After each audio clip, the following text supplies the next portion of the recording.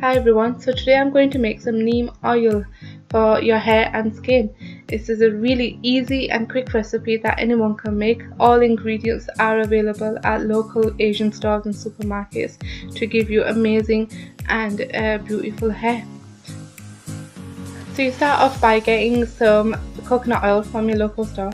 This cost me £2.70, which was very expensive, and it does need some melting, so just pop it in a bowl of hot water and it should melt. These are neem leaves which I ordered from Pakistan. My mum had recently been and this is the only thing I really ordered from her. But you can get this from local Asian stores as powder and leaves. I am putting this into a double boiler because I don't want to damage the oil or the neem leaves, and I want to release the benefits from the neem as low as possible, which is more beneficial.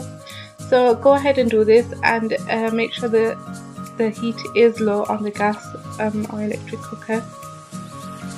Some of the benefits of neem oil is that it promotes hair growth, conditions dry, nourished hair, helps with dandruff and itching, relieves eczema, keeps your scalp really healthy and keeps your hair really healthy, and also gets rid of head lice because it is a very strong oil once it is made.